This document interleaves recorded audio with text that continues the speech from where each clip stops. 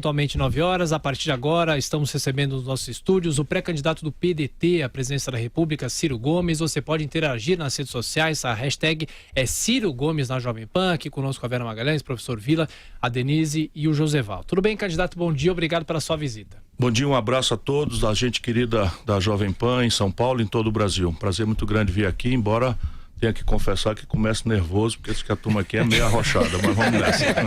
Ô candidato, o senhor vem sendo assediado por alguns partidos e os jornais de hoje trazem inclusive essa possibilidade do DEM, do presidente da Câmara, Rodrigo Maia, ele também é pré-candidato, a possibilidade do partido apoiar o senhor. Será que existe essa possibilidade? Como é que está a aproximação do PDT com os outros partidos para essa campanha no primeiro turno? A resposta correta mesmo seria Deus é quem sabe, porque nessa fase há muita especulação e muito uso recíproco, né, de uns pelos outros para assustar criancinhas, enfim, e a gente precisa explorar isso. Então é o momento da especulação e o momento da intriga. O que é que eu tenho dito? Eu tenho um projeto, esse projeto tem muita explicitude, é muito claro.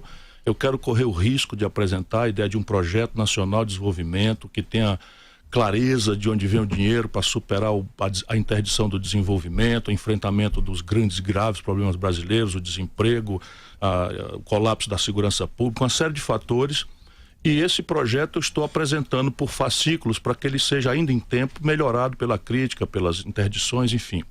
E para viabilizar esse projeto eu tenho que ter algumas questões que a minha experiência indica. É claro que uma certa intransigência é buscada pelo povo brasileiro depois desses escândalos todos que desmoralizaram a política. Mas o partido que mais desenvolvimento terá, professor Vila, nessas eleições não fará mais do que 10% da Câmara. O que é uma coisa absolutamente constrangedora, que me faz ter um olho na eleição e um olho no dia seguinte, se tocar a mim o privilégio de servir essa grande nação como seu presidente. Portanto, sim, eu admitiria um entendimento com democratas, com o PP, com o Solidariedade, sabendo que há diferenças importantes sob o ponto de vista programático e que nós precisamos esmerilhar antes do tempo para não apresentar um monstrengo, não é, que não seja praticável no dia seguinte. Pré-candidato, o senhor agora justamente está destacando essa questão da dificuldade, certamente, que qualquer presidente terá, e o senhor, caso eleito, também terá com o Congresso Nacional, tendo em vista a fragmentação partidária. E dizem alguns analistas que é fundamental essa relação executivo-legislativo e que passaria, e aí é uma questão que sempre é feita ao senhor e é inevitável a pergunta, por uma estabilidade emocional, que o senhor seria uma pessoa instável emocionalmente. Então os exemplos são dados com a fartura na internet. Uma que o senhor teria, estou usando sempre o condicional, chamado ACM Neto, em certo momento, prefeito de Salvador, de anão moral. Em outro momento, o senhor teria dito que sequestraria o Lula e impediria que ele fosse preso. Em outro momento, o senhor teria dito que receberia a bala a turma do juiz Sérgio Moro. Isso para não dar outros exemplos. Como é que fica essa questão? Alguns falam, ele é um bom candidato, mas é instável emocionalmente. Como é que é possível fazer a relação entre ser bom candidato e ser estável emocionalmente? Veja, eu não mereço a desculpa de ser instabilidade emocional que me leva a falar determinadas coisas. É o contrário. Eu já fui governador do 8º estado brasileiro, prefeito da 5ª maior cidade brasileira, já fui ministro da Fazenda, comandei a economia do Brasil, já fui ministro da Integração Nacional, tocou a mim por delegação do presidente Lula viabilizar um projeto polêmico, que é o projeto de São Francisco, da transposição do São Francisco, já fui deputado estadual, federal, enfim. E nunca ninguém terá um exemplo sequer de eu, portando uma representação popular, ter cometido qualquer tipo de descuido ou desatino ou abuso de poder. Entretanto, eu nunca fiz da política meio de vida. E aí eu sou também professor da universidade, e eu sou um livre atirador, e eu sou uma pessoa indignadíssima com as coisas do Brasil. E nesses tempos de cidadão comum, eu falo, reflito sobre algumas coisas, e muitas vezes as pessoas tiram do contexto coisas que eu falei. Vão tomar do Sérgio Moro. Eu nunca disse isso sem uma brutal condicional, que é uma obviedade. Eu disse, ó, se eu não fiz nada errado, e alguém, não era Sérgio Moro, e alguém manda me prender, eu tenho todo o direito de receber a bala. Coisa que eu nunca na vida usei, não sei Mas usar. ainda assim não existe essa possibilidade, né? Sem que se cometa um crime. Sim, existe sim. Eu sou professor de direito, está lá escrito, né? A legítima defesa é não comete crime aquele que repele injusta agressão, atual ou iminente, contra si ou terceiros. Mas desde que seja proporcional. Embora utilizando moderadamente dos meios necessários. Percebe? A minha liberdade é um valor que eu dou a ela uma relevância absoluta. Eu não saberia estar preso inocente. Deixa eu tentar quantificar deixa eu só terminar, se não for impertinente aqui nos tempos do programa, mas eu vou me adaptando aqui rapidamente. Então, veja bem, a expressão da indignação com as coisas e as mazelas do Brasil é uma constante na minha vida. O que não me absolve de ter falado uma besteira. Sequestrar o Lula foi uma besteira? Nunca falei isso. Não falou? Nesse contexto, não. O que eu disse é o seguinte, veja como as coisas são inversas. Eu disse, o PT está cometendo um grave equívoco. Porque das duas, uma, ou o PT considera que o judiciário brasileiro está numa conspiração orgânica, e nesse caso o caminho não é recorrer ao judiciário, é tirar o Lula para uma embaixada. Eu me voluntario, disse eu, condenando a atitude do PT, eu me voluntario a integrar um grupo de juristas que, chegando à conclusão de que o Lula está sendo violado nas suas franquias democráticas, ou seja, que o país estaria assistindo uma escalada de golpe envolvendo o judiciário, para uma embaixada. Agora, candidato, definitivamente não acha é o oposto do que... Eu estava censurando a ideia de que você, ao aceitar recorrer, denuncia o judiciário como praticando um golpe. Aí fica meio esquizofrênico. E foi golpe a prisão do Lula, só assim ou não? Não acho que foi golpe, porque o devido processo legal foi inteiramente perseguido. O que eu acho a sentença do Moro injusta. É diferente, porque você tem todo o direito de achar justa ou injusta, embora não seja a minha atribuição sentenciá-lo. Agora, se o próprio Lula recorre da sentença, é porque ele está aceitando o rito. Ministro, é simples assim. Ainda ficando nessa questão aí do tempero ou não tempero, ou destempero emocional, o site J hoje publica um levantamento que fala de ações que o senhor, às quais o senhor responde por danos morais, injúria, calúnia e difamação, dizendo desde sempre que isso não impede em nada sua candidatura, porque esses crimes não estão previstos no escopo da lei da ficha limpa, então não tornam o senhor ficha suja. Mas mostram uma crispação aí em relação a, inclusive, políticos. O Jair Bolsonaro, o presidente Michel Temer estão entre esses que o processam. Também está o Eduardo Cunha, também está o Eunice Oliveira. Eu queria saber, isso não mostra um pouco, em números de processos, esse seu temperamento muito forte? Depende. A Folha de São Paulo fez essa reflexão outro dia. E eu, porque gosto de fazer essas coisas, fiz um levantamento de quantos processos a Folha de São Paulo responde por dano moral. As mesmas coisas que eu respondo. E a Folha de São Paulo, em todos eles, alega liberdade de imprensa, alega liberdade de crítica, alega um dever social de denunciar as mazelas. E aí, veja bem, se eu fosse... Eu tenho 38 anos de vida pública, nunca respondi por nenhum mal feito. Nem por corrupção, nem para ser absolvido. Nenhum escândalo, nada na vida. Teve uma improbidade que foi arquivada, Nunca nenhum na vida. Nunca nenhum na vida. Um procurador tentou e já foi arquivado. E a questão aqui de improbidade não era malversação de dinheiro. É que eu teria contratado uma cooperativa de socorristas para implantar o SAMU em convênio com a Prefeitura de Juazeiro do Norte. E eu fiz isso mesmo. Isso é absolutamente legal e não tem nada de improbo nessa tarefa. Salvei centenas de vidas. Agora, repare bem. Eu denunciei o Michel Temer antes das mazelas que ele causou ao país. Porque eu sei que o Michel Temer é corrupto. Sabe, eu sei que ele é corrupto. Exemplo, dê um exemplo. Exemplo, eu tenho as cópias de um processo, não é, em que há mais de 20 anos o senhor Michel Temer foi denunciado. Veja como as coisas do Brasil são, professor. O Michel Temer foi denunciado num processo de reconhecimento de união estável por uma senhora que era como é que a gente diz, sendo delicado agora, more presidentially, né? A senhora mantinha uma união estável fora do casamento com um operador do Porto de Santos.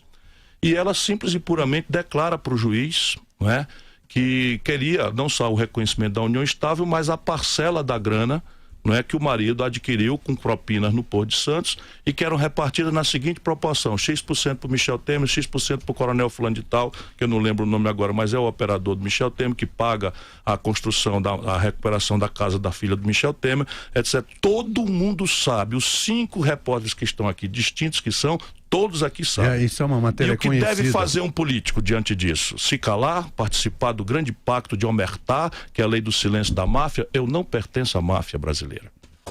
Denise. Agora, deixa eu só, desculpe, Denise, a última desse tipo, minha. Já que o senhor está falando em questão de ética, respeito à coisa pública, eu queria que o senhor me respondesse, porque é bom sempre perguntar as coisas que muitas vezes o pré-candidato não quer que seja perguntado. Não, para mim eu gostaria que fosse perguntado tudo que não presta para a gente ter a oportunidade de explicar, porque eu não devo nada a ninguém. Então tudo bem. O seu irmão, Cid Gomes, governador do Ceará por 2 vezes, foi prefeito de Sobral e tal, nomeou sua ex-mulher, a mãe dos seus filhos, a senhora Patrícia Saboia, que foi senadora, inclusive, em março de 2014, para o Tribunal de Contas do Estado. O senhor acha isso moral, ético, republicano? Se fosse verdade, nós poderíamos discutir. O problema é que quem nomeou foi a Assembleia Legislativa. A quem toca é um colegiado de 46 deputados, a quem tocava escolher pela alternância de vagas. E quem nomeou a Patrícia Saboia para o Tribunal de Contas, depois de ter sido senadora, deputada estadual, vereadora, foi a Assembleia de quem ela foi colega. Mas o governador, o seu irmão, Cid Gomes, tinha ampla maioria, confortável maioria. Sim, evidentemente, mas você queria o quê? Que ele vetasse? Não, a minha pergunta é, ela foi indicada, não é porque ela era com ela foi deputada, ela foi colega do deputado, os deputados são muito ligados a nós, de fato. E como ela postulou, evidentemente que nós podíamos ter vetado, mas não é razoável. Inclusive, ela é minha ex-mulher há mais de 25 anos. Candidato, eu queria voltar a essa questão das suas declarações. Nem sequer do meu partido era, só para termos clareza. Em relação às suas declarações polêmicas, em nenhum momento o senhor considerou essa postura inadequada, inclusive nas eleições em que o senhor já participou como candidato à presidência. Nós sabemos que isso acabou revertendo. E eu queria colocar uma outra coisa. Nós temos um outro candidato que também é conhecido por falas polêmicas e o senhor o atacou, entre aspas, desde a semana passada com mais firmeza. É questão de Bolsonaro, o senhor chamou de fascista e despreparado, não é, em relação a isso. E nós percebemos uma semelhança nesse tipo de falar e depois avaliar a consequência disso. O senhor sabe que a outra eleição, o senhor foi muito prejudicado por essa fala. Como candidato à presidência, isso não dá uma insegurança nos eleitores quanto à postura que o senhor vem a ter como presidente? O senhor nunca se arrependeu desse tipo de declaração? Claro que eu me arrependi, só que no meu caso, quando eu me arrependo, eu peço desculpa com a maior naturalidade. Mas não adianta. Se não adianta, então depois você pedir desculpa. Não adianta pedir desculpas? Não, a declaração, o estrago eleitoral já está feito. Mas o estrago eleitoral preserva o meu caráter. Olha onde eu estou agora. Olha onde eu estou agora. Mas o senhor acha que não pode prejudicar agora? Claro que pode prejudicar. Então, agora eu estou desafiando as pessoas, menos o povo. Eu tenho a menor rejeição entre todos os candidatos. Portanto, isso é uma versão completamente mentirosa de quem não tem capacidade de apontar corrupção, incompetência, porque graças a Deus eu me comporto. Agora, se eu falo bobagem, meu Deus do céu, já falei várias. E quando eu percebo que falei besteira, vocês nunca falaram bobagem? Falamos, mas nunca fomos candidatos. Pois é, mas eu sou candidato, eu fui o governador mais popular do Brasil, fui o prefeito de capital mais popular do Brasil. Enfim, não respondo por nenhum malfeito de natureza moral. Agora falo pelos cotovelos, amanheço falando 1 hora na Jovem Pan, acossado por gente inteligentíssima. Mas aí perde voto por causa disso, candidato? Mas perder voto é uma inerência. Claro não, mas por fatos graves, não por declarações. Fato grave não há nenhum. Então, é isso que eu estou dizendo. Fato grave não há nenhum. Seria melhor haver um controle maior? Evidentemente, tanto mais o povo precisa saber que sob estresse, o seu futuro presidente, se for a mim que tocar essa honra, sabe se comportar. Eu estou desafiando aqui, eu fui governador 4 anos, fui prefeito, fui ministro da Fazenda, aponte um mal feito. Agora, se um cidadão livre, a política para mim não é meio de vida. Eu com 36 anos larguei a política e fui para a universidade. Mas o senhor não recebe um salário do PDT? Eu recebo. Então é meio de vida. Não, a política não é meio de vida. Não, nesse sentido. Não, isso é só uma indenização porque eu não tenho uma empresa, Vila. Sim. Eu não tenho empresa. Só enquanto durar a eleição. É só até o processo eleitoral, evidentemente. Eu, inclusive, perdi muito dinheiro quando eu aceitei ser candidato. Eu ganhava um salário de alto executivo da Companhia Siderúrgica Nacional, era diretor-presidente de 2 companhias, participava do Conselho de Administração, fazia o meu próprio horário, e quando veio o golpe, eu resolvi ir para a luta. E aí o PDT... O golpe foi o impeachment? O golpe foi o impeachment. Tá. Por que golpe? Porque no presidencialismo só cabe impeachment pelo cometimento doloso de crime de responsabilidade. A Dilma nem sequer disso foi acusada. A Dilma foi acusada de uma irregularidade contábil, chamada pedalada fiscal, que tinha sido praticada com assentimento do Tribunal de Contas por todos os presidentes brasileiros. E pedalada fiscal é uma questão contábil que, evidentemente, não é do juízo subjetivo do presidente avaliar um decreto de suplementação orçamentária com rubricas em código XPTO WJ 4722 / não sei das quantas, portanto, isso exclui qualquer dolo.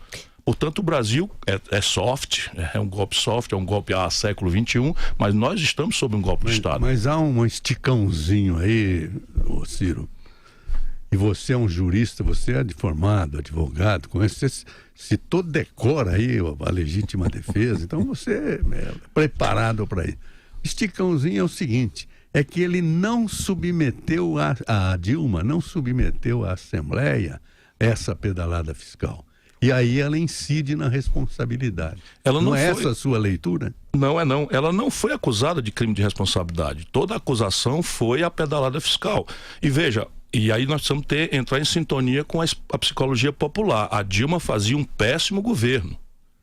Vamos ter clareza nisso, e eu sou bastante crítico, por isso imagina eu, com as posições que eu tenho, ficar até o limite, inclusive o Ceará deu 2/3 dos votos contra o impeachment, a Dilma com o Henrique, com o Levi, ministro da Fazenda. Você imagina o meu serviço de suportar o insuportável.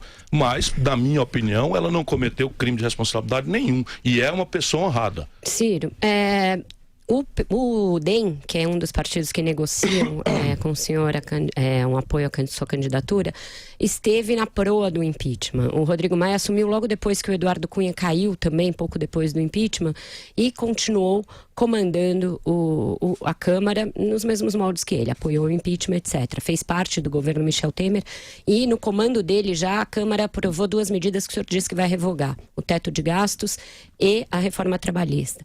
Eu pergunto, tem liga possível entre um candidato que diz que houve um golpe e um partido que apoiou esse impeachment, e um candidato que diz que vai revogar 2 medidas importantes e que tem quórum constitucional, uma delas, e o partido que comandou a aprovação dessas medidas? Bom, a liga só existirá se for para o futuro. Se nós fizermos uma avaliação sobre as minhas posições e as posições do DEM de hoje para trás, é quase impossível. Mas é que não é para trás, é agora, né? Estamos falando do presente, 2 medidas atuais. Eu não posso responder pela falta de liga ou pela contradição evidente que haveria uma aliança minha com o DEM, que eu não sei se tem.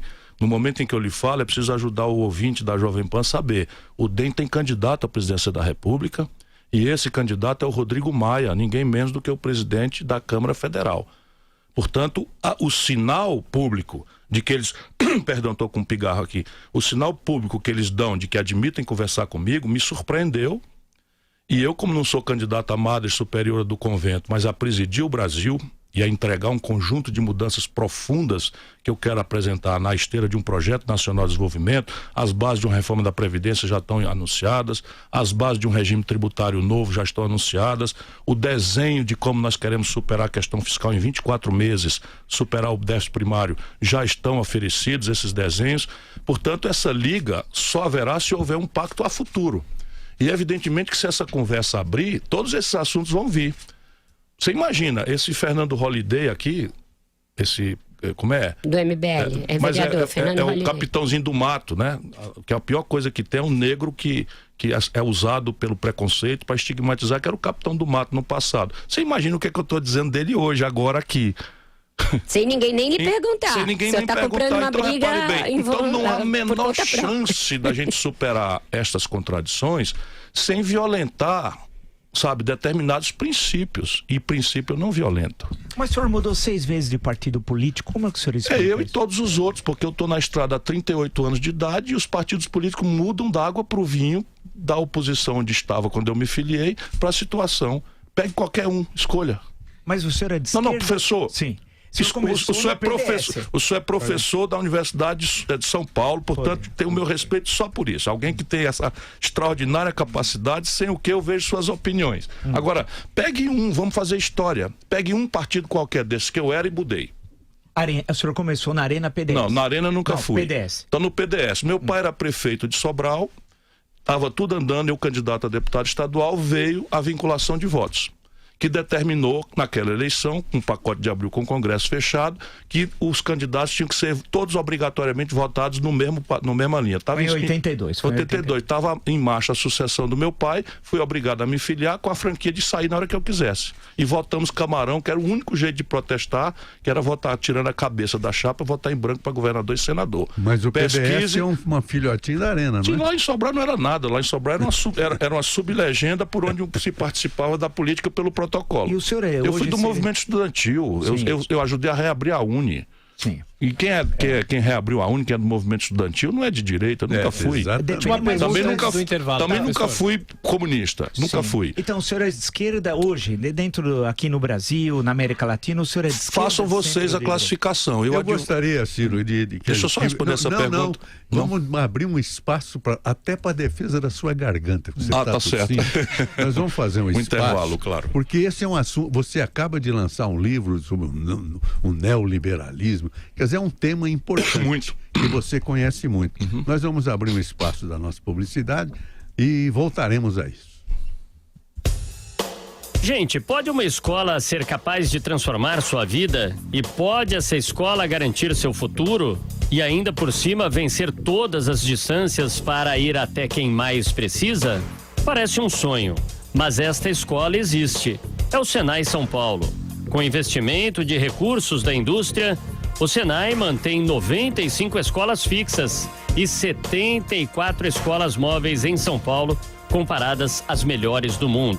No Senai São Paulo, os alunos têm a melhor formação técnica profissional e muito mais chance de conseguir um bom emprego, ou até abrir seu próprio negócio. Parabéns para o pessoal do Senai. Agora vamos às dicas de economia.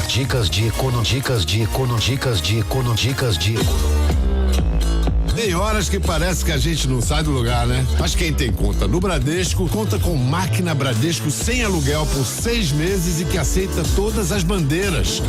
Abra sua conta no Bradesco e conte com muitos benefícios para seguir em frente. Bradesco. Consulte as condições de contratação em contacom.bradesco. O governo do estado apresenta a Polícia de São Paulo e o Soldado Cerqueira. Quanto mais tempo a gente vai passando na polícia, mais aprendemos a gostar daquilo que a gente faz. Lá no começo da minha carreira na profissão, consegui fazer um parto também, foi muito gratificante. A polícia não é só aprender, né? Uma briga já saiu fora da rotina da ordem. Então a gente chega lá, mesmo que seja uma briga simples, a gente vai, orienta e todas as partes ficam satisfeitas. Governo do estado de São Paulo. Você pode confiar. Já falei, chama a Pancron. A Pancron resolve. Pancron Indústria Gráfica, bom dia. Oi, é verdade que vocês são feras em artes gráficas e que sempre conquistam os melhores prêmios na impressão de material promocional, livros e revistas? É verdade. Ufa, ainda bem. O meu chefe mandou chamar vocês. Já estamos indo. Pancron Indústria Gráfica. Toda vez que você quiser qualidade, prazo e preço, não tem jeito. Chama Pancron. São Paulo 3340-6901. A Pancron resolve. Almoço de aniversário, feijoada de quarta, conquistas no trabalho e até derrota do time adversário. Não importa o motivo, o bom mesmo é comemorar. E onde tem comemoração, tem comida boa, tem bebida boa e, claro, tem magnésia bisurada. Porque se bater azia, dor de estômago ou queimação, magnésia bisurada é mastigável e traz alívio imediato para o mal-estar. Para alívio imediato da azia e queimação, magnésia bisurada. Se persistirem os sintomas, o médico deverá ser consultado. Informações, acesse magnesia.com.br. A Jovem Pan é som e imagem. Assista ao Jornal da Manhã em seu computador ou celular, pelo YouTube, Facebook e nas nossas plataformas. 9h23, Ciro Gomes aqui na Jovem Pan. Aliás, essa é a nossa hashtag Ciro Gomes na Jovem Pan. Você pode mandar a sua mensagem, a sua pergunta. A audiência é muito grande já no nosso YouTube também. Só um registro da Copa do Mundo. Nesse momento, Suécia e Coreia jogando 0-0, 22 minutos do primeiro tempo. O candidato deixou de responder a pergunta do bloco anterior. O senhor é de direita, de esquerda, de centro? Essas classificações devem ser feitas pelo observador externo. Eu tenho uma vida extensa, não é, em que o meu compromisso é, sem discriminar ninguém, ajudar os pobres a melhorar de vida, criar oportunidade. Isso eu falo assim com orgulho, mas com medo, porque o discurso político anda muito desmoralizado. Mas o Ceará hoje tem 77 das 100 melhores escolas básicas do Brasil. O Ceará, no meu governo, ganhou o Prêmio Mundial de Combate à Mortalidade Infantil. O Ceará tem a maior rede pública proporcional a leitos hospitalares públicos versus população do país, e de cada 4 alunos do ensino médio, 1 está na escola técnica profissionalizante em tempo integral, e isso tudo demonstra claramente que o que funciona, olhando o mundo, é uma economia mista. em que estados fortes se associam a uma iniciativa privada forte e logo em seguida convocam a universidade para responder às demandas técnico-científicas de um projeto de desenvolvimento. A institucionalidade pode ser americana, em que isso é feito pela compra governamental a pretexto de defesa, a pretexto de corrida aeroespacial, ou pode ser um experimento mais contemporâneo de China, não é? Em que o Estado concede a uma iniciativa privada recém-constituída e essa pujança da China deveria servir de exemplo pragmático para um país como o nosso. Candidato, em relação ao seu programa econômico, o senhor já citou a reforma da Previdência, eu queria saber quais seriam as suas prioridades. A reforma da Previdência seria esse modelo que já foi apresentado pelo governo, o senhor seguiria por aí? Não. Reforma tributária também, que é outra coisa que está na pauta do dia aqui do Brasil. Tem gente perguntando sobre aumento de impostos. Exatamente, aumento de impostos, o senhor já citou isso algumas vezes, agora a gente tem uma tributação muito pesada que desanima aí o investidor empresarial, nós temos uma carga tributária mal distribuída, qual seria a sua prioridade? Veja, há duas prioridades no projeto que eu defendo. Uma deriva das urgências populares. O Brasil teve 62.500 homicídios no ano 2016 e tudo indica que está piorando no ano 2017, que a estatística vem atrasada. E só 8 em cada 100 foram investigados pelas fontes mais seguras que baseiam a minha reflexão. O Brasil tem hoje um problema absolutamente dramático de 13.500.000 pessoas desempregadas. O Brasil empurrou para a informalidade, vivendo aí do bico, correndo do rapa nas cidades, né? Mais de 32 milhões de pessoas. Então, evidentemente que nós precisamos ter uma agenda que, derivando das emergências populares, tem que responder por emprego, tem que responder por segurança pública, por saúde pública, por combate à corrupção, que são as grandes e tormentosas questões, e por melhoria na saúde. Porém, nada disso aqui vai acontecer, e infelizmente o debate no Brasil tem qualificado por um certo misto de absoluta ignorância, não é? Como é o caso, infelizmente, do ilustre Bolsonaro, não é? Que a golpe de frase feita vai resolvendo problemas tormentosos, e isso é muito grave, ou basicamente inexperiência. Então você tem uma outra agenda que não vindo da emergência popular, a marketagem não trata, que é basicamente de onde veio o dinheiro. Então você tem, primeiro, a PEC 95 está proibindo o Brasil, pelos próximos 20 anos, de expandir saúde, educação, segurança pública. É o teto dos gastos. Isso. Então, o pretexto é correto, nós precisamos ter saúde nas contas públicas. E está aqui um ex-governador, um ex-prefeito de capital, um ex-ministro da Fazenda, nenhum dia de déficit na minha carreira. Nem um dia sequer de déficit. Pelo contrário, o governador do Ceará foi ao mercado, como tinha uma sobra muito grande de dinheiro, comprei a dívida do Ceará com 20 anos de antecedência do vencimento.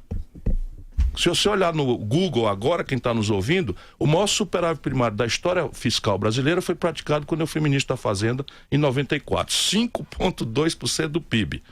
Porque o presidente Itamar Franco, a quem o Brasil deve um reconhecimento diferente da massa de desmoralização que foi produzida pela falta de caráter do Fernando Henrique, não é? O Itamar Franco protegeu esse valor. Portanto, o que nós precisamos fazer nessa segunda agenda é arrumar o dinheiro. E arrumar dinheiro, olha, o brasileiro que está me ouvindo, só tem dois jeitos: diminuir despesa e aumentar a receita. Mas qual o caminho, o programa? Só um minuto. Se eu puder falar, eu já estava pondo uma vírgula aqui. Vamos lá. Porque as perguntas complexas exigem respostas complexas. Então, só tem um jeito, voltando ao raciocínio: diminuir despesa e aumentar a receita.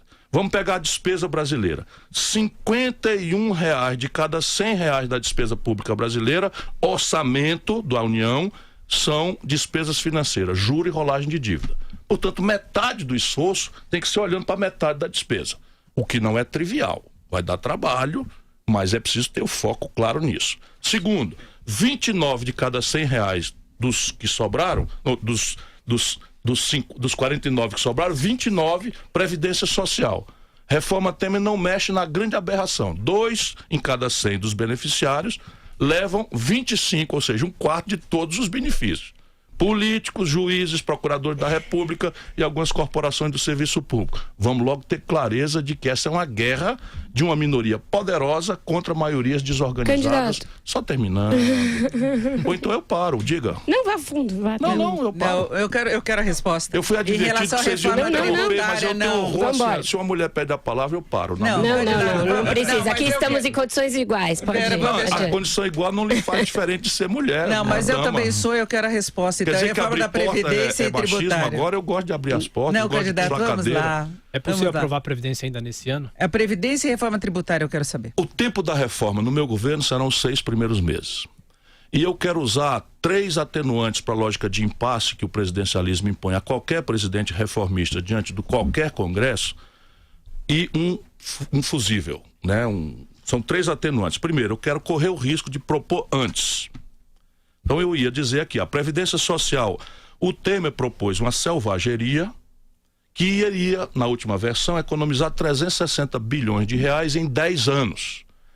Chamando de reforma, com assentimento de uma grande elite brasileira, de uma parte dela, a parte plutocrata, rentista, que vive da especulação financeira sem produzir um pão e nem dar um emprego a ninguém. E o déficit da Previdência em 2017 foi de 180 bilhões de reais. Isso não pode se chamar de reforma. 360 de economia em 10 anos para enfrentar um déficit que por ano é 180, isso é só uma ficção. Então, o problema brasileiro é que nós temos que criar uma nova Previdência. Essa que está aí é irreformável. Por quê? Porque nós temos um regime que só a Argentina e a Venezuela têm. E aqui, para esse assunto, não são boas companhias, como a evidência está demonstrando. Os 3 estão quebrados. E parte central dessa quebra é a Previdência, o regime de repartição. Por quê? Porque o regime de repartição funcionava com a demografia jovem e um mercado de trabalho dramaticamente formal. Então você tinha 6 pessoas ocupadas há 30 anos atrás para pagar um aposentado que ia 60 anos no máximo. Hoje você tem 1,5 trabalhador aposentado trabalhando para pagar um aposento com 73 anos de expectativa de vida.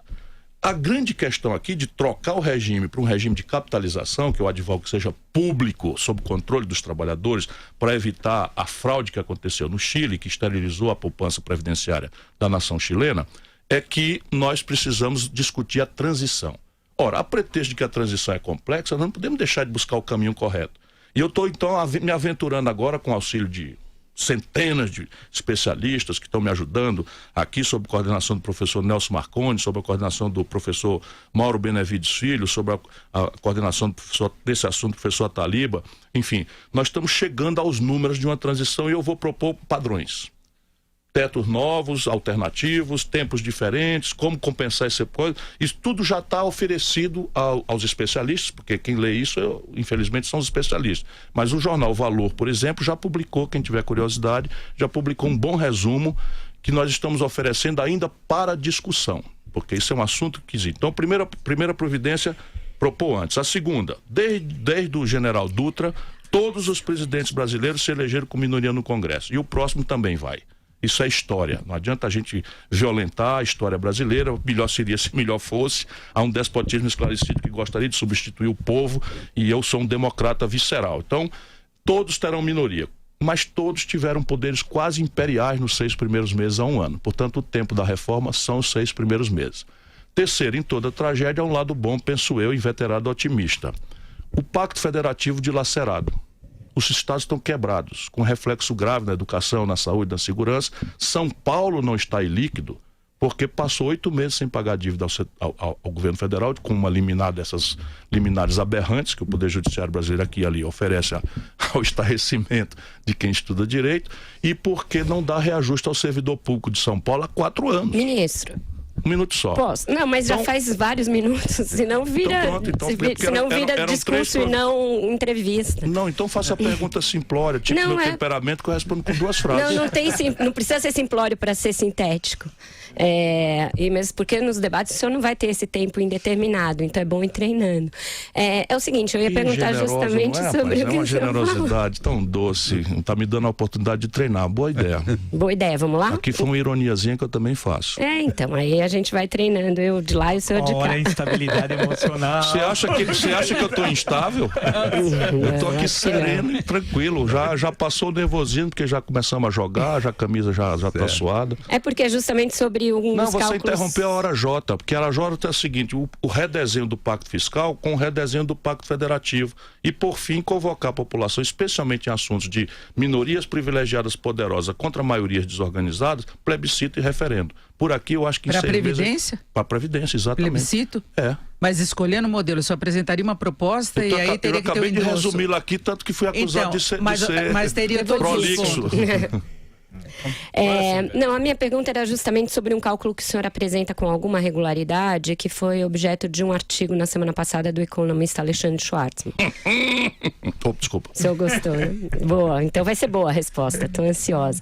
Ele diz que o senhor mente quando diz que metade do gasto público do governo vai com o pagamento de serviço da dívida. Diz que o senhor mistura alhos e bugalhos e termina esse artigo perguntando se o senhor o faz por má fé ou por ignorância. Eu aproveito que o senhor está aqui para perguntar o que o senhor achou do cálculo que ele faz e como o senhor responderia a esse questionamento dele. Essas questões são de matéria de fato, não comporta esse tipo de discussão, muito menos esse tipo de agressividade, sabe? Ou é verdade ou não é verdade que 50% do orçamento brasileiro em números redondos é gasto financeiro ou não é verdade, simples assim. Como é que a gente apura isso? Entra no site do Secretaria Nacional do Tesouro. Que ele diz Secretaria do Tesouro Nacional. Considerando amortizações para fins não, a questão que não básica é o seguinte: orçamento é uma lei, antigamente chamada Lei de Meios, que fala de todas as receitas e fala de todas as despesas. Qualquer jejuno que não esteja a serviço da plutocracia, do baronato, associado à cobiça internacional, que é quem está querendo fraudar a eleição no Brasil desde sempre, qualquer jejuno, qualquer boboca sabe, porque é muito simples, vai na Secretaria do Tesouro Nacional, www.stn/gov/ não sei das quantas, vê lá e está lá dito, simples assim, 50% do orçamento brasileiro, mais um tiquinho, despesas financeiras, juros e rolagem de dívida. Os outros 50%, mais de 60% Previdência Social e o resto que sobra eles meteram a PEC 95, educação, saúde, segurança, porto, aeroporto, estrada, ciência, tecnologia, cultura, etc. Ou isto é verdade ou não é verdade. E cabe, evidentemente, ele é alugado, mediocrérrimo, é alugado pela banca.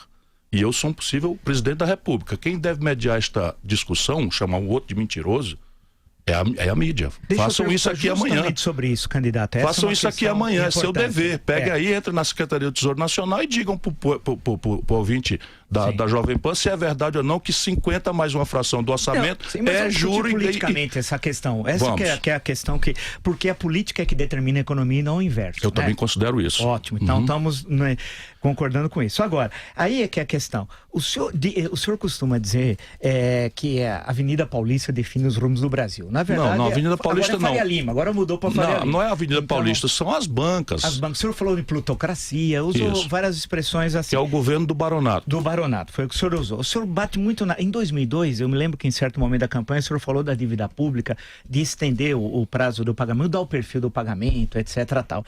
E disseram que não foi uma boa ideia, na época que o enfraqueceu eleitoralmente e tal. O senhor é um candidato anti-mercado? Essa que é a questão. O senhor é presidente da República, vai ser um candidato anti-mercado? Caso vença as eleições no segundo turno, a 28 de outubro, o dólar vai disparar, passar de R$5? É porque já chegou a 4? Então o dólar vai disparar, não por mim. O dólar vai disparar porque, nesse momento, Vila, e esse é o ponto, 26% dessa mastodôntica dívida pública, que já se aproxima de 5 trilhões de reais em valores brutos, vencem em 4 dias. E este mercado, ele se assume, não é, como se ele fosse representante da produção, e ele não é. Como se ele fosse representante da agricultura, e ele não é. Como se ele falasse pela construção civil, e ele não fala. Como se ele interpretasse o comércio, e ele não diz para o comércio. Isso aqui é uma fração minúscula, que se autorrefere mercado, sendo especificamente um grupo muito pequeno de barões que dominam a economia brasileira pela especulação financeira, tendo o governo como o grande transferidor de renda de quem produz e trabalha. Um minutinho só, por favor. Por quê? Porque se eu tenho uma dívida de quase 5 trilhões e vence um quarto dela, 26%, em 4 dias, qual é o ajuste fiscal, irmão querido, patriota brasileiro? Peça a qualquer candidato da sua simpatia que reflita sobre isso. Qual é o ajuste fiscal potente para encarar 4 dias de vencimento de R$1 trilhão e como 184? o senhor vai reduzir essa dívida sem superávit das contas? Pagar. Como vai ser? Vai pagar com o que se não tem superávit? Depende. Por que você vai já dizer de barato que não tem? Eu acabei já de dizer nesse programa que a minha proposta resolve o problema do déficit primário brasileiro em 24 meses. 24 meses, mas a dívida o senhor está falando que tem esse custo em 4 dias. Então, exatamente. Nessa transição, como é que vai acontecer nessa transição? Eles vão atacar o real, vão transformar toda essa montanha de dinheiro em dólar e vão esperar lá de fora. O senhor e o que pensa está fazendo criminosamente? compulsória? Escuta um pouco. Não tem nada disso. Isso é tudo intriga. Não é intriga. Eu estou perguntando porque eu quero saber como é que vai ser isso. E eu estou respondendo. Isso tudo é intriga. Não estou dizendo que é da senhora. Eu estou dizendo que é intriga. Por quê? Porque o mundo inteiro sabe que está acontecendo no Brasil. O mundo inteiro sabe. Sabe o que é que eles chamam, como é que eles chamam nos Estados Unidos ou na Europa? Asset Liability Management. Por quê? Porque problema de dívida pública não é o seu volume. O problema de dívida pública é o seu perfil. O senhor vai mudar o perfil? Isso que eu... Só tem um jeito, Vila. Se quem disser aqui que vai honrar 1.184 bilhões de reais com Tesouro Nacional em 4 dias, é um mentiroso ou um despreparado. E o senhor acha que isso é uma coisa bem simples? Não, mas você entendeu essa parte? Eu entendi, claro. Então o dólar vai galopar, eles já queimaram 10% das reservas. Sim. Eles já estão fazendo isso para empurrar com a barriga para o próximo governo. Eles estão fazendo isso já, queimaram 10% das reservas e a nossa grande mídia calada estava, calada continua, porque tem um intrínseco, orgânico compromisso com essa ladruagem que acontece contra a sociedade brasileira. Queimaram 20% das reservas. Agora, Ciro, desculpe a minha pergunta, como é que o senhor que é jurista vai romper tudo isso sem ferir o chamado direito adquirido? Não, o direito adquirido é intocável. E não é porque eu goste ou você goste. No Brasil se construiu essa cláusula pétrea na Constituição que impede a retroatividade de qualquer norma que fira contratos, que fira direitos adquiridos. Mas você falou na grande oligarquia, os juízes, os promotores. Não, eu não falei disso, não. Como é que você ia arrebentar isso? É para o futuro, só tem esse jeito. É possível governar sem eles? É necessário restaurar a autoridade do poder democrático. No Brasil, uma das tarefas do próximo presidente da República, se ele quiser, como eu pretendo ser, um estadista, é dar recentralidade ao poder democrático. Hoje é uma baderna acontecendo no Brasil. Se eu assino embaixo. Mas como é que o senhor vai mudar o perfil da dívida? Eu não consegui entender, candidato. Pagando como? Pagando e recuperando confiança. Pagando como? Pagando. Se o senhor falou em 24 meses e está questionando, o questionamento é seu mesmo em relação ao prazo. Por exemplo, o Brasil... Como mudar o prazo e a quantidade dessa dívida? Você quer ouvir mesmo? Eu quero, eu não entendi a sua resposta. Qual parte que você não entendeu? Nenhuma. Eu não entendi como é que o senhor pretende compatibilizar isso no curto prazo. Pagando. Você não entendeu? É simples essa palavra? Então, é claro que pagando, mas de que forma? Então você entendeu pagando. Agora você entender como é que paga. Exatamente. Então não é que não entendeu o que eu disse. Eu não entendi a fórmula. Então a fórmula é porque você me interrompeu, eu ia dizer. Não interrompi, não. Então desculpa, pareceu que tinha interrompido. Por favor. Questão básica é assim, o Brasil precisa restaurar a confiança na sustentabilidade da dívida no tempo. Por quê? Porque o bolo da dívida corresponde à poupança do conjunto da sociedade, portanto ela não precisa se realizar à vista. O único fator que se realiza à vista é esse fator que o plutocrata impõe, né, que é o componente especulativo. Para o próximo presidente, ele não vai receber esse componente especulativo desse tamanho. Porque eles já estão fazendo a fuga de capital. Eles já estão convertendo essa montanha de dinheiro hot money a dólar. E o governo está pagando. O governo está pagando com dinheiro público, que nega para a saúde, para o povo, que nega para a segurança da família brasileira. E esse é o grande ibuziles do assunto. Agora, vamos lá, um pedaço. O Brasil tinha, antes dessa gente começar a queimar, 380 bilhões de dólares de reservas cambiais. O Brasil precisa ter 180. Por quê? Porque pelos mais ortodoxos padrões de reserva, nós precisamos ter 1 ano e meio de importações de reserva. Nós estamos com 380 bilhões, assim, Vila, tomamos dinheiro emprestado, lá atrás ainda com a Dilma, 14,25%, convertemos em dólar e aplicamos esse dólar a zero nas reservas. Tudo negociata. Então, se você pegar 200 bilhões de dólares das reservas e pagar, isso corresponde a 9% da dívida. Se você tem uma bala capaz de pagar 9% da dívida, o perfil dela muda rapidamente. Isso é uma questão, eu sei que tem um intervalo, mas só uma questão seguinte, o Brasil olha muito para o próprio umbigo, não olha sequer para a América Latina, e quando olha só para os Estados Unidos e para a Europa. Agora em julho vai ser eleito o presidente do México, López Obrador. Ele vai ser eleito, lá só tem um turno, ele está quase com a maioria absoluta, é do Morena, do Movimento de Regeneração Nacional. Ele tem um programa anti-mercado. Mais ou menos parecido que o senhor acompanha. O meu não é antimercado, o meu é por quem produz. Não, por quem produz, perfeito, mas eu não falei tal, tudo bem, ele vai ter um programa que eu acompanho a política mexicana tal, um pouco, que se assemelha a questões que o senhor está falando, lá numa situação mais complexa, que ele faz parte do NAFTA, etc tal. O senhor vai pegar uma conjuntura, caso eleito o presidente internacional, complexa, porque o México vai lembrar um pouco, não é que ele vai fazer em 1982, não é isso, vai nacionalizar os bancos, suspender o pagamento da dívida, não é o caso, mas até uma conjuntura internacional complexa na América Latina.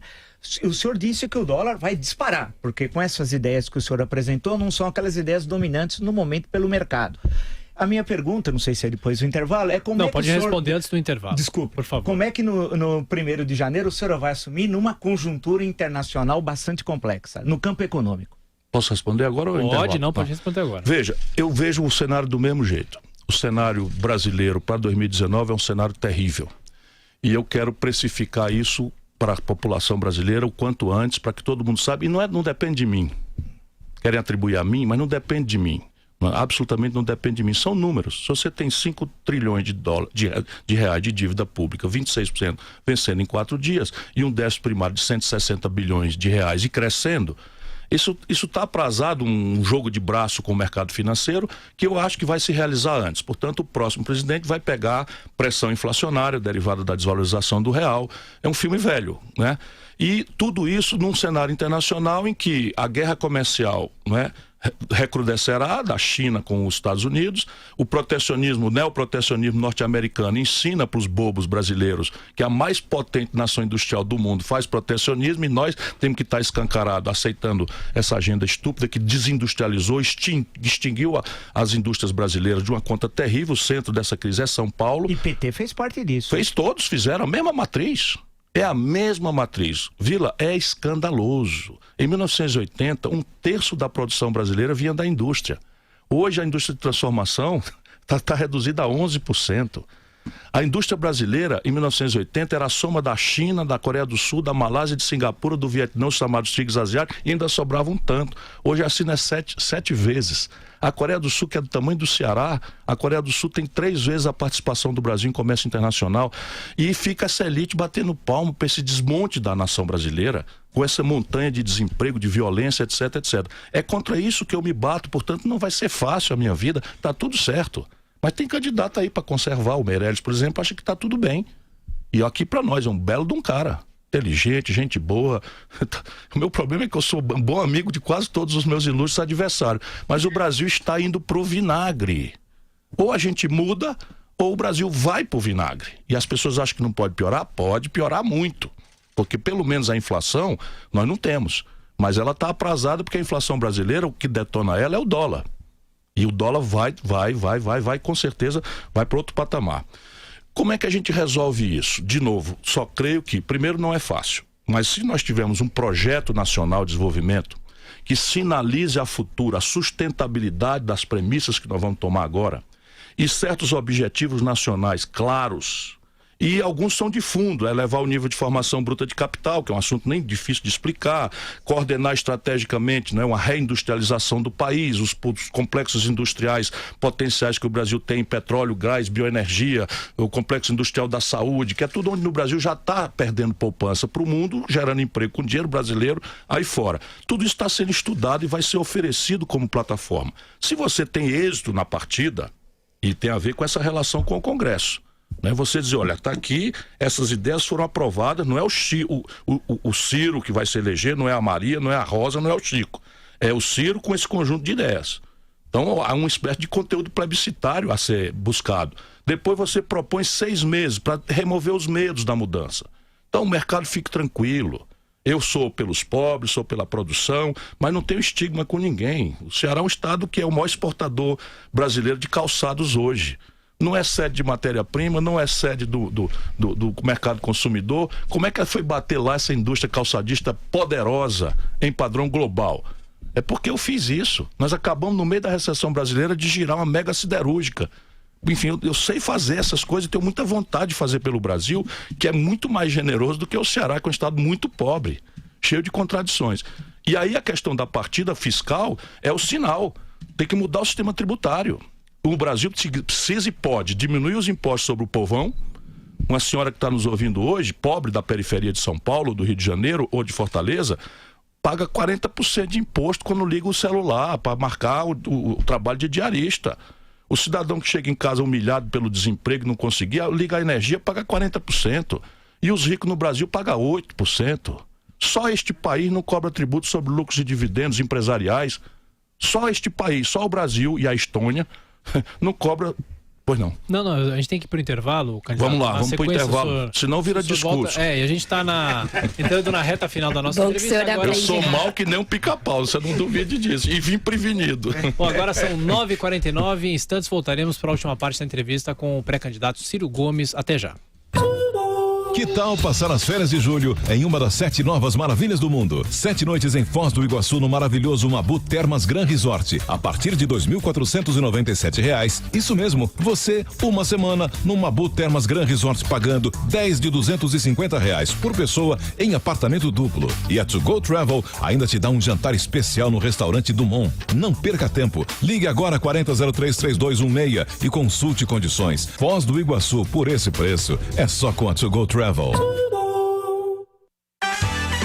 Preço baixo e o melhor atendimento só nas Lojas 100. Notebook positivo quad-core com memória de 2 GB, armazenamento ultra rápido de 32 GB e Windows 10. Nas Lojas 100, só 948 à vista ou em 12 de 94,80 por mês. Aproveite! Smart TV AOC LED de 32 polegadas com conversor digital e acesso à internet. Nas Lojas 100, só 998 à vista ou em 12 de 99,80 por mês. Nas Lojas 100, o preço é sempre mais baixo. Vai lá!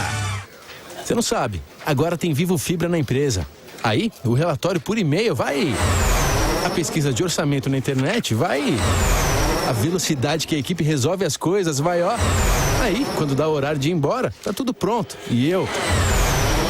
Contrate Vivo Fibra para sua empresa. 100 mega, mais 1 tera de cloud backup e assistência técnica em até 4 horas por apenas R$ 99,99 no combo. Acesse vivo.com.br/empresas. Rodeio 60 anos apresenta Minha História com o Rodeio, nas palavras de Fábio Raiola. A história da nossa família com o rodeio é de muitos anos, momentos incríveis que passamos com meu pai Pascoal, meu tio Vicente. Enfim, o rodeio é a extensão da nossa casa, sem contar o orgulho que temos de sermos fornecedores há tanto tempo também do rodeio.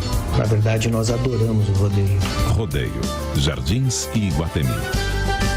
7º Fórum Lide da Saúde e Bem-Estar. O encontro reúne alguns dos mais importantes médicos, especialistas, empresários e autoridades públicas em debate com as principais questões deste importante setor para o Brasil. Quem pensa em saúde está pensando no futuro. Mas e o futuro da saúde? Participe do 7º Fórum Lide da Saúde e Bem-Estar, dia 26 de junho, no Hotel Grand Hyatt, em São Paulo. Acesse lideglobal.com. Lide, quem é líder, participa. Partiu pra cima. Chegou a hora, é agora. Vamos fazer um barulho com esperança nos olhos e o peito cheio de orgulho. Pra levantar essa bola, levantar a cabeça, pra voltar a sonhar, pra que o sol apareça. Partiu pra cima. Ser jovem com a gente vencer. Vem de coração aberto. Vem que o seu sonho está perto. Juntos daqui pra frente, nada mais nos separa, mesmo contra a corrente, nossa marcha não para, nossos votos de paz, prosperidade e saúde. Mais amor, mais justiça, mais atitude. Vem, ser jovem com a gente vencer. Vem de coração aberto, vem que o seu sonho está perto. Vem ser jovem. Bom, agora são 9h53, aqui com o candidato Ciro Gomes. Candidato, peço para o senhor ativar o seu poder de síntese, temos só 7 minutos. Claro. E muita gente aqui no Twitter perguntando sobre segurança pública e a intervenção federal no Rio. Se eleito, o senhor mantém essa intervenção? A intervenção federal tem data para expirar no próprio decreto que a criou e nós vamos refletir a necessidade ou não de continuá-la, mas é preciso que a gente tire do coração do povo a ilusão. O que resolve o problema de violência generalizada no país não é aparato, não é botar as forças armadas que são treinadas para matar o inimigo, para apontar fuzil para comunidades pobres no meio da maioria de gente decente para achar um bandido com bala perdida. Tanto que os números estão lá, todas as evidências demonstram isso. Eu vou assumir com muita força o assunto de segurança pública, pretendo dar cabimento a um sistema nacional de segurança pública em linha já com o que se criou institucionalmente, mas quero dar orçamento a isso e a grande lógica será, sob o ponto de vista policial, inteligência.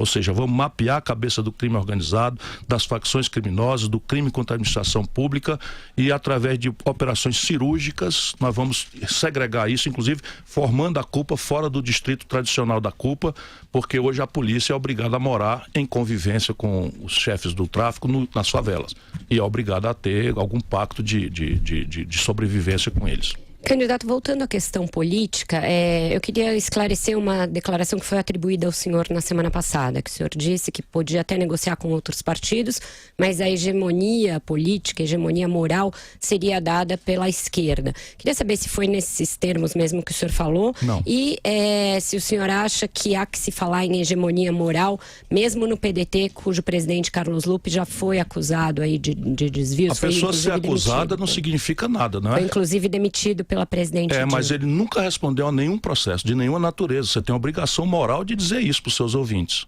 Porque a pessoa por isso que eu falei investigado, eu não disse que ele foi condenado. Não, ele nunca foi investigado por nada. Isso não pode acontecer no Brasil. A imprensa achar agora que pode jogar lama na honra de uma pessoa que nunca respondeu a nada. E eu vou reagir assim, com essa dureza, porque eu sou limpo. E isso é uma coisa que eu construí por anos a fio. 1000 oportunidades, não aceitei. Nem sequer as aposentadorias de ex-prefeito, ex-governador, ex-deputado, eu aceitei receber porque eu me comporto. Isso dito, como eu disse, a questão agora é da intriga. Então, o que eu disse? Eu disse que eu tenho um programa, eu já disse hoje aqui, eu tenho um programa. E eu não vou jogar esse programa na lata do lixo por qualquer tipo de conveniência. O que não quer dizer que eu não tenha que ter a humildade de me eleger olhando para o dia seguinte. Só um cara como o Bolsonaro, que acha que vai se eleger resolvendo problema a golpe de frase feita, descuidado de qualquer diálogo, introduzindo o ódio como linguagem da política, a segregação, o deixa que eu chuto, é que comete essa irresponsabilidade. Eu não. Então, pré-candidato, deixa eu aproveitar, bem breve, eu vou fazer umas coisas assim, tentando... Vamos lá, sim, não ou não sei. Ou não sei. A Lava Jato, contigo, sou a favor. A favor? Sou, completamente. O senhor vai dar algum perdão judicial ao Lula? Não está nas minhas cogitações. Tá. Relações com os países bolivarianos, com a Venezuela, qual é a postura? O Brasil vai se integrar com seus vizinhos e não se meterá nos assuntos domésticos de cada um deles. Mesmo que viole os direitos humanos, seja uma ditadura... A juízo de quem?